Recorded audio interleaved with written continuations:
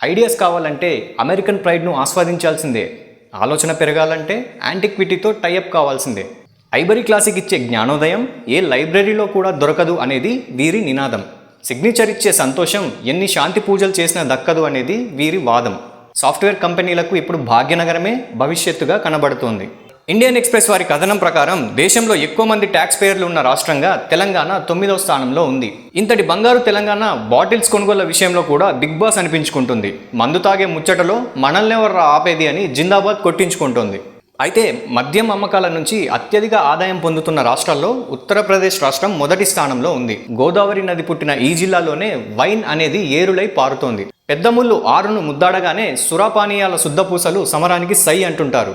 600 తమ నశాలం విశాలం కావాల్సిందే. తాగి పడేసిన సీసాలతో కూడా ఇండియాలో వేల కోట్ల టర్నోవర్ నడుస్తుంది. ఐకమత్యం అంటే ఏంటో ఐకానిక్ వైట్ తాగే వాళ్ళని చూస్తే తెలుస్తుంది.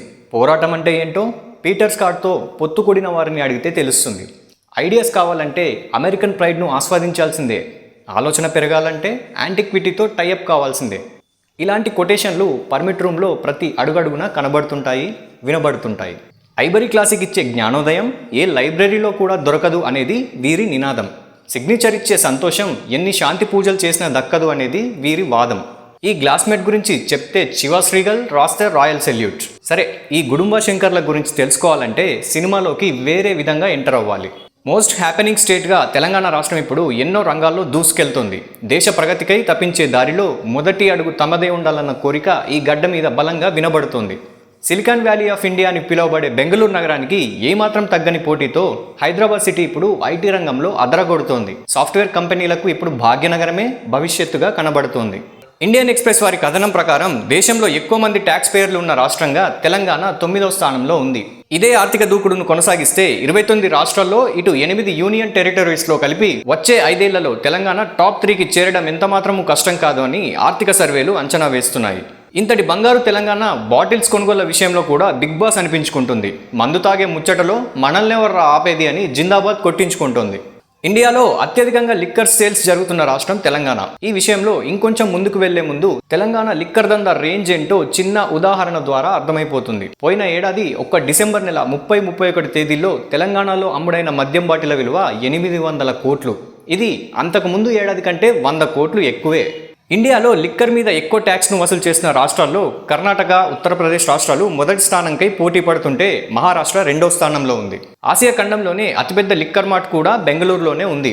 ఇందులో దాదాపుగా 1500 రకాల బ్రాండ్లు అమ్మబడుతున్నాయి. ఆంధ్రప్రదేశ్లో అతిపెద్ద లిక్కర్ మార్ట్ నెల్లూరులో ఉంది. తెలంగాణలో అతిపెద్ద లిక్కర్ అంగడి హైదరాబాద్లో ఉంది.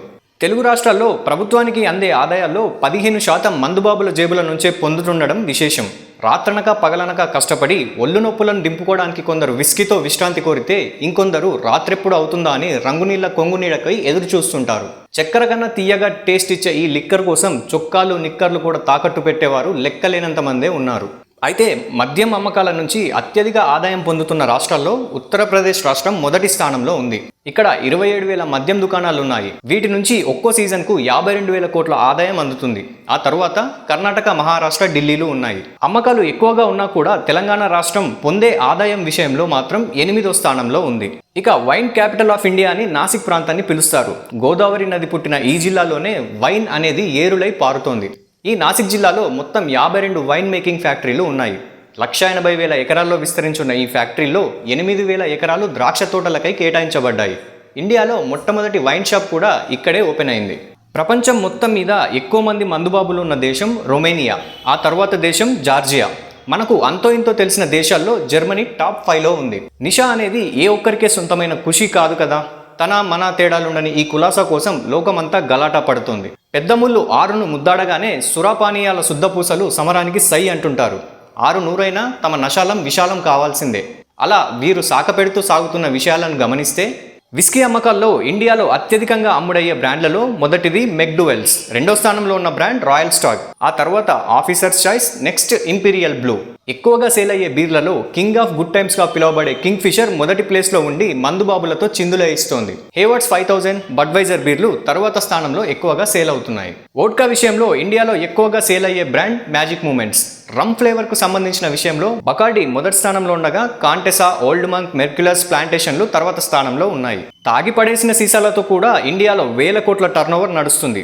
ఇండియాలో అత్యధికంగా ట్యాక్స్ పే చేసే కంపెనీ రిలయన్స్ ఇండస్ట్రీస్. రిలయన్స్ ఒక ఆర్థిక సంవత్సరానికి గాను 26,000 కోట్లను ఇండియాకు ట్యాక్స్ చెల్లిస్తుంది. అదే మద్యం నుండి ఇండియా ఆర్జించే ఆదాయం కొన్ని లక్షల కోట్లు.